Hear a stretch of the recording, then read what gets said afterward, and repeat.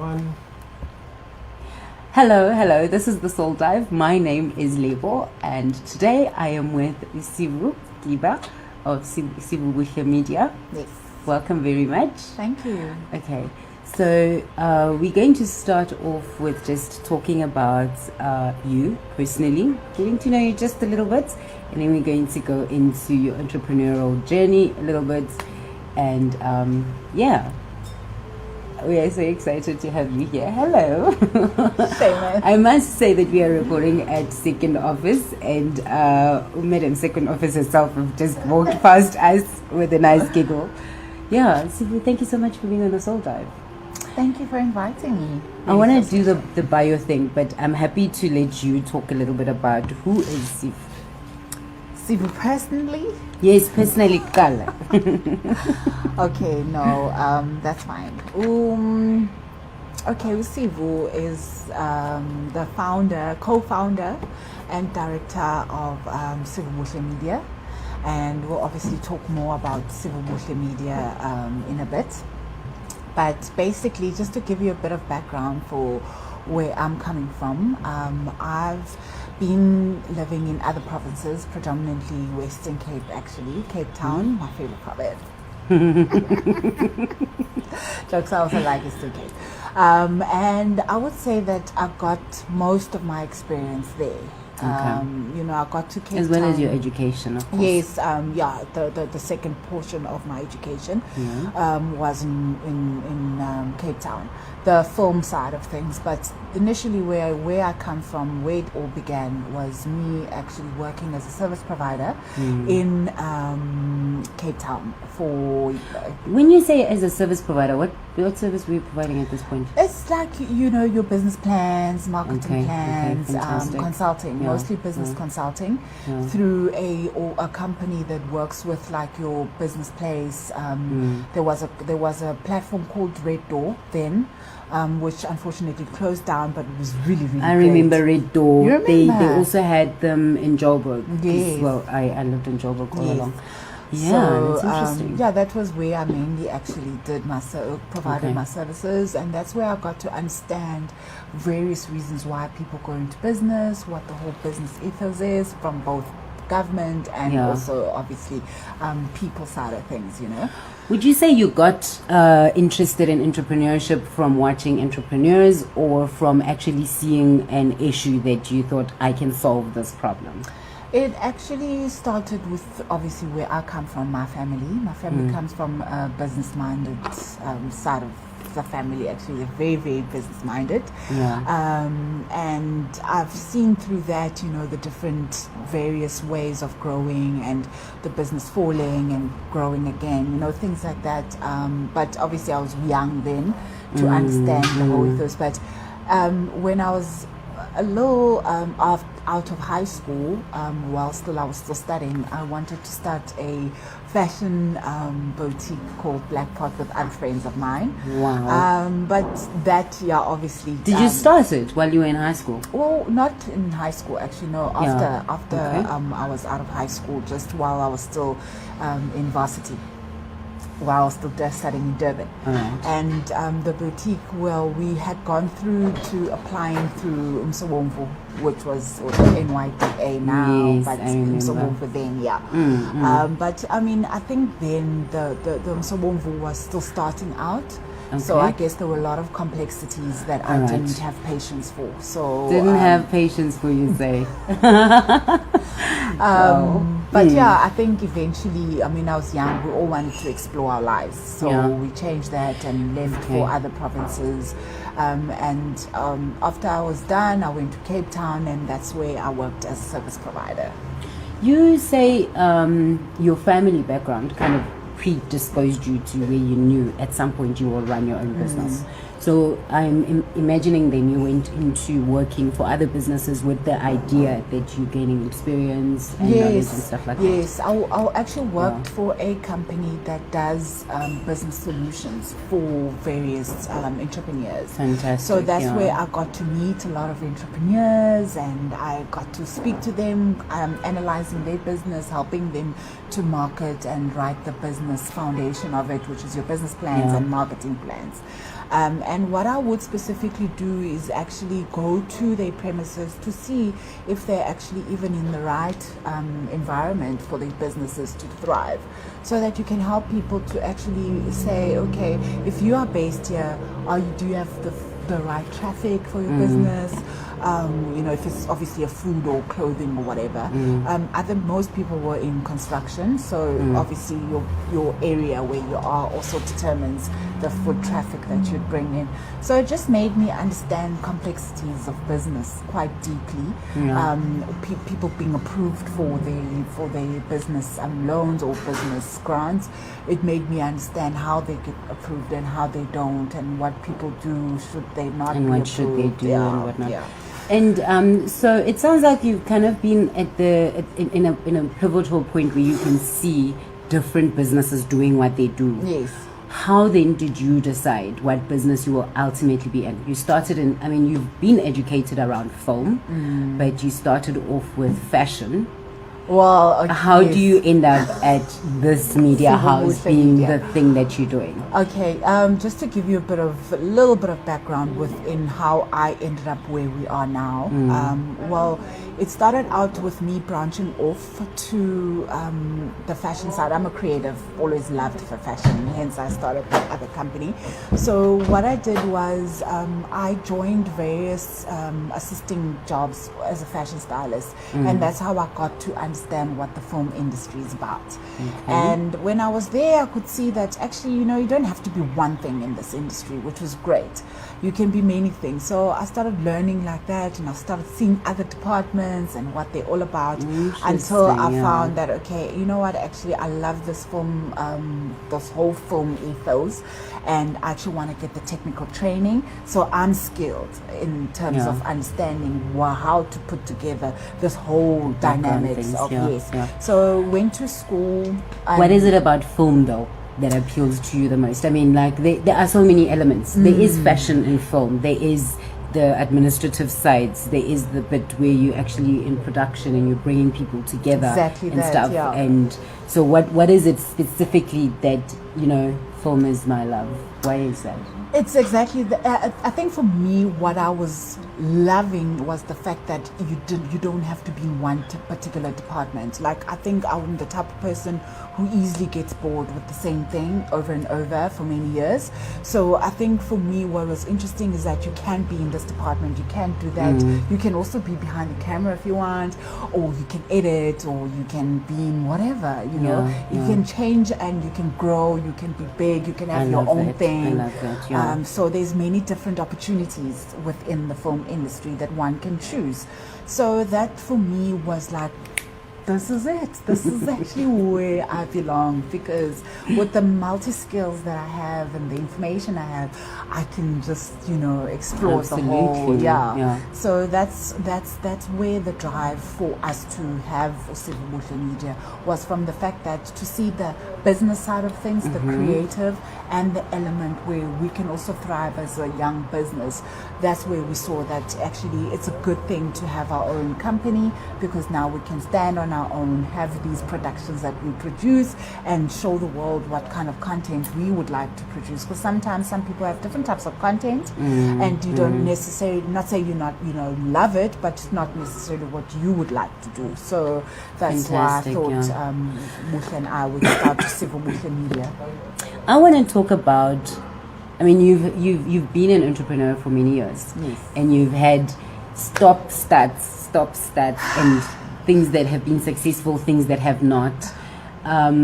First of all, Nji, what do you think is very important to know about the entrepreneurial journey when it comes to the willingness to start again? I think you must, for me, what I would say, the entrepreneurship journey is to allow to understand the risk factor that goes with it, the compromising that goes with it, the strength that you have to have. Like, you have to be a very strong person to accept challenges that come within the business, to accept rejection, to appreciate the approvals, to move forward, gain the excitement of risk-taking, calling clients they don't even know you, pitching to them your business. I mean, anything in life that you do is worth a try. It's the same thing as getting a job, you putting your CV out there, hoping that, someone might pick it up and actually want to hire you. It's the same as business. You put yourself out there, you market yourself, you build yourself up, you create that profile for people to actually want to work with you. You work towards building it as a brand so that it becomes a level of you actually have now a brand image that people want to work with. They're passionate about the fact that you are also passionate. But now tell me about cutting your losses. Obviously starting again, and at what point do you go, okay, this is the struggle of being an entrepreneur and it's tough sometimes, versus no, we have flogged this horse to the death, we must start something else? I think number one for me is to firstly understand what it is that you want. What's the goal and the aims of the business, the objectives? What do you want to get out of it at the end? The beginning is it's great to start, but it's a very tough beginning and moving towards the middle, because you're starting something new. And obviously people don't know who you are, they don't know what you're all about, so it's like you're pitching yourself, you having to go out there and put yourself towards the people. So I think with me, the previous businesses that I had, they were based on events, and also the clothing shop and stuff that we had in Cape Town as well. And I think then it was me learning, and because they didn't work, it was okay for me to actually just be like, okay, that didn't work out because it just didn't work out. But with the Sivubuhle Media, we had a very solid foundation. So by solid foundation, I mean you first start by understanding who you want, and that you can always do with a business plan. A business plan is like your business map, because you can map out who your clients are, who you want to attract, how much money you want, because that's always important. The service or the product that you have, how much money do you want out of it? And those clients that you want to attract, how much money do you want out of them? You're not always going to get the money, but you can assume that eventually you'll actually get there. And the business plan helps you to map all that out. It helps you to even speak for your profile, because that's important. When you introduce yourself to a new client, they always say, send us your profile. You can't just say, oh, I don't have a profile. Therefore, that's that. A profile maps out who you are. It sells what you. Did you always start out with a profile, or did you ever find yourself where you start providing a service and then people just start demanding it more and more, and you kind of for Sivubuhle Media, we started out with a business plan and a business profile. But for other companies that we've had previously, we started out by just providing a service to see if people will buy into it, and then you build yourself from there. Like obviously you start with your logo and the name of the company, you register the business. Because I was coming from understanding what you have to do for the business, I know you always have to register your company so that you are compliant in the business side of things. Do you know, I asked that question because I know so many people, especially ones who are employed somewhere, who are like tentative about this business they're gonna start, and they allow themselves to get caught or stuck in the process of the admin to start, such that sometimes a person can be stuck in the theoretical of what this business would be like, and not necessarily go, because I mean, as well as I do, once you implement the gremlins and the things that come out of the woodworks to let you know whether this was a good idea or what's going to work and stuff like that, it kind of works itself through experience, no? I think yes and no. The reason why I say yes, your experience matters the most, because you are able to ascertain what has worked and what has not, But obviously you can't always base business on experience you've had, It's an unknown journey. Nobody gets to know that, okay, we're going to end up here. You have an idea, but you don't know if that idea will actually be implemented. So I say no because you always walk into the business not knowing what, I mean, even with, look at how things have moved now to online. How did we even know? You know, so the thing is, you have to be in tune with what is there, but always be in tune with what you want. Be ready to. Yes, like I will always refer back to knowing what you want. Know what you want, know what the product or service is all about, to almost as if you don't need to page through, but actually what am I about, you know. You're able to just even do a 1 minute pitch or 30-second pitch in the lift to someone by just giving them keywords of what you're about, and they can buy into it. Is that the necessity of passion then? No? Yes. Listen, you cannot do anything without passion. Otherwise, it'll die down. I promise you. Like, you must be passionate by what you do. Like, whether you are working with a little bit of a side hustle or side business or side anything, be passionate about both. You know, know what to do both. If you cannot handle the other business while you're working, hire someone. Get out some of your listen, business is about you make money, you lose money. So you must get into the habit of, okay, investing in your business as well. Yes, invest in your business. I want to run this successful business. I will put in 2-3 grand for someone to run my admin for me. You know what I mean? While I try to make my life or whatever, you know. You've hit on a nail that I wanted to bring up, that a lot of times entrepreneurs, especially of today, tend to have this mentality that I have to do it all or else, you know. Have you found that to be like a pain sometimes? I think you can't do it all. Seriously, you really can't do it all. I think what you need to do is find your niche, and within your niche you can start introducing other things that collaborate with your niche that you are in. So for example, like we are in the media, you know, and we like to also be part of development. So being the developers that we like to be, we have an NGO, and within the NGO we have trainings that we do for this field, the industry that we are in. So we are artists, and we are business people, so we want to meet people halfway. So that's what the NGO does, is that we now give people opportunity to be creatives, but also understand the business ethics of being a creative entrepreneur. So that's doing it all, but within the niche of what we do. But also you must be careful of taking on too much that you're actually failing on all of them now. Because you must make sure that first, before you help people, you also help yourself to be strong enough to then have a backbone, so that whoever's coming to lean on you is not leaning on a foundation that's eventually going to collapse, you know. So true, so true. Yeah. I want to talk about the present, what you're doing now, some of your current projects that you are busy with. Thank you so much. Let's talk now about your current things that you are busy with now. Like, you've got some exciting new projects. I can just see your face. I really do enjoy talking about the Sivubuhle Media. I think I'm very excited and very proud of the company.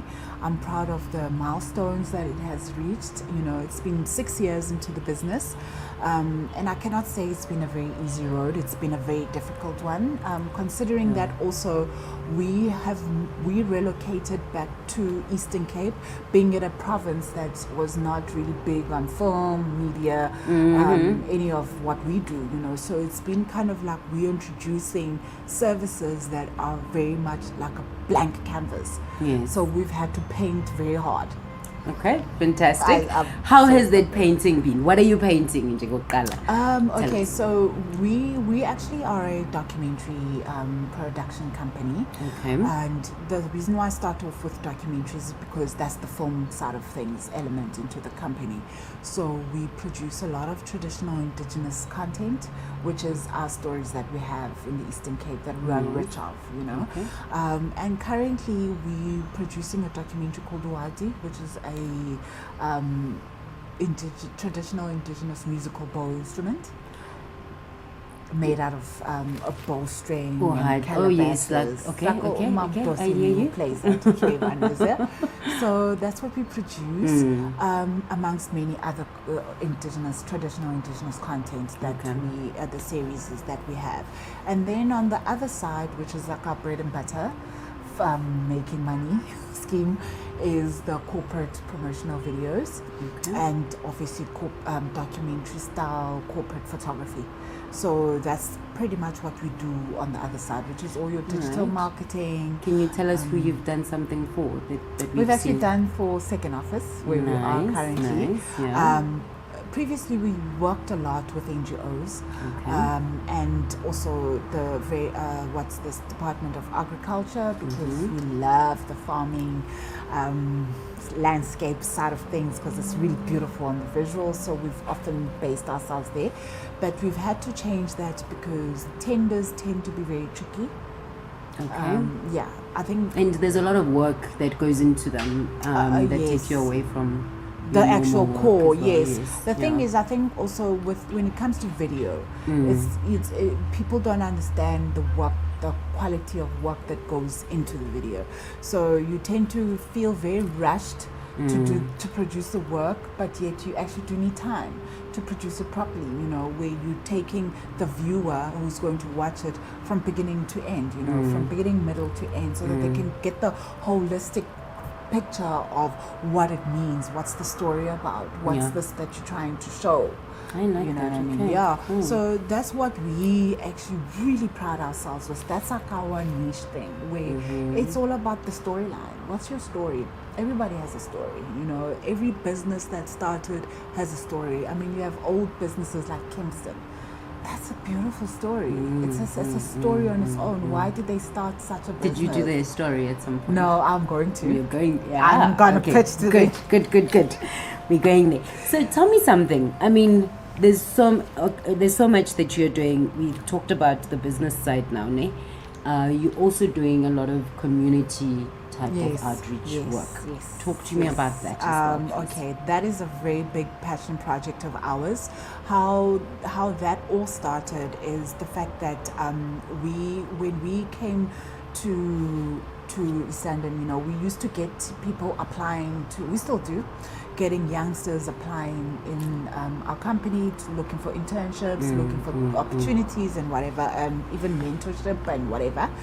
But I just could see that actually, they need more than this. They actually need to be taken from the ground, as to what this whole thing is about, holistically, so that they can walk out with confidence that actually, I know what this is. I know what I'm getting myself into. So this is why the creative entrepreneurial output on that. And it started out with wanting to do it in high schools, but we saw that, we actually need to pitch it to the Department of Education so that we can actually get them to approve such programs for especially community-based schools. We're talking about Ndamase Foundation, right? Yes. Okay, we didn't mention it by name just yet. Yeah. No, we did earlier.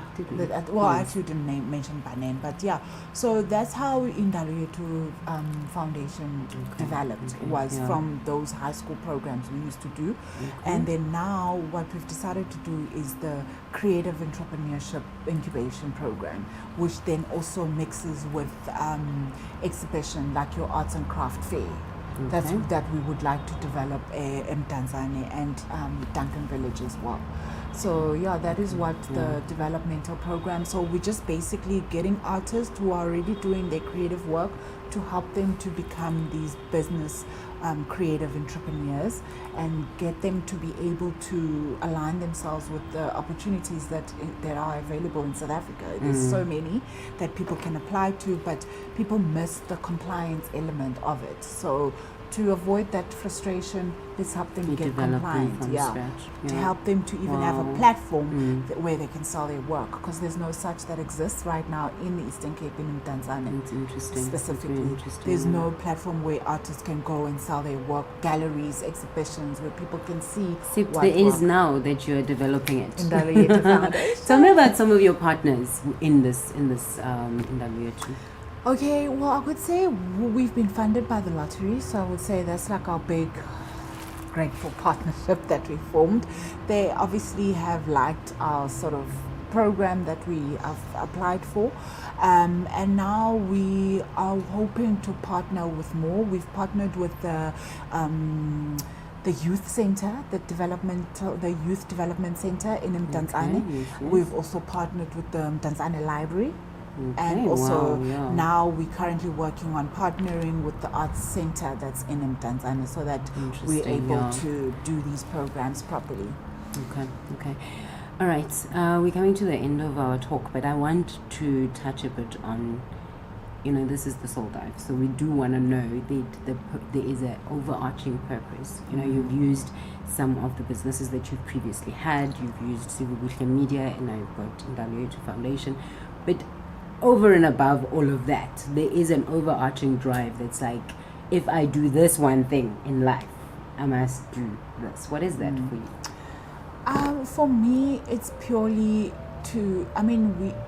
we are in the Eastern Cape, and for me, it's to just purely give opportunities for people to work within the media creative space. We want to be those companies that offer a solid system where people can get permanent jobs.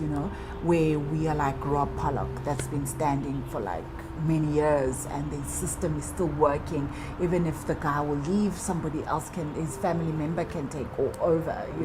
So we want to build that system where we will have opportunities, so that people who study media and journalism don't have to uproot themselves to go to Western Cape and Gauteng or KZN. They can work here. They work for Civil Multimedia. We tell the stories, we tell the beautiful stories we have. We drive these passion projects, So that's our biggest drive. We want that system. We want our own building that we own, that's going to have Sivubuhle Media and Ndamase Foundation, and it's our building. We own it, We can even have farm outlets as another initiative project under Ndamase, where we talk about farming and why people should do their own home gardens to feed themselves, things like that. There's a huge educational element as well that also fits into your vision. Absolutely. Wow, that is amazing. We are about making sure that, people gain skills, gain opportunities, they gain information, they gain an understanding of how to actually do it for themselves. Anyone can do anything, but it's like, anyone can drop what they started anytime, just like that, by just getting a lot of negative feedback or whatever. But, you don't have to stop there. You don't have to stop there. There's that leap over that now you can reach and actually become successful. Absolutely amazing. Do you have something that you would like to say to someone who's thinking, okay, I want to be an entrepreneur too? What do you want to say to that person? I think start where you are. Don't overthink anything. Just start with what you have, where you are. But firstly, find out what it is that you want to offer. There's so many things, especially now, content is like overpopulating. Everyone is now popping up, starting businesses, So really research, dig deep to what it is that you want to offer, what's the change you want to bring, or the solution. There's so many things that people can do. We've also got, there's so many ideas one has, but you can't do them all. So I think, find what it is you want to do, where you want to see yourself, and what do you want to solve, or what's the solution you want to bring, and then work on that. Start by doing your foundation, your research, so that once you start launching yourself, you're launching with such confidence that you know what you're talking about. You know what I mean? Like you've got this product or service and you're proud of it, you're passionate about it, it's here to stay, even if you're not making any money, but you already tell yourself. But how long can you not make money just because it's a passion project? No, you got to eat eventually at make some money. point. Yeah. People actually buy into. You know what people buy into? They buy into the passion. of Okay, you. okay. Like, you know that sometimes you are your brand, like you yourself are your actual brand. How you market yourself. So then you how must find a way show to your monetize pitch. that, yeah. Find a monetary, even if it's a product, you still have to go pitch yourself with that product, you know what I mean? You present yourself, so people buy into your story, like by talking to them. They're like, I like this person, she's confident, he or she is confident, they know what they want, they're oozing character, let's see what they have on offer. Oh, I love this service, I love this product, it's actually great, you know. They buy into it. By the time you know it, you're making money, people are in demand. I love this. And you're on your way to your millions. To your millions. I did pick up on that accent. Sivu, thank you so much for being with us on a Soul Dive and talking about this. As we said, this is going to be an ongoing thing. We are calling entrepreneurs and working with them, exposing some businesses and bringing you some information. So if there's somebody you'd like to see on the Soul Dive, this is going to be like a regular thing. Hit us up in the comments and let us know. And of course, you can DM us. Right? Do you have any last words you want to say? No, except, you know, if any people want business tips, business mentors, this is the program. You know, I think we're here to really speak about these things. Business is a very lonely journey. So just know that we're here. And I'm glad that this platform exists. You know, I think people really would like to bounce off information or ask questions or anything, you know. So it's a great platform, and I think you're starting something that's really brilliant, and we're here. That is awesome. From Sivu of Sivubuhle Media. She says start where you are, and that's really it. It's not even necessarily about the fact that you've finished writing your business plan and but no matter what you've written, start where you are. Exactly. Because what you have in your hand is a seed. So it becomes important to tell the difference between a seed and a fruit. Some we eat, some we plant. It's been the Soul Dive. My name is Lebo. I thank you so much for tuning in. Have an awesome day.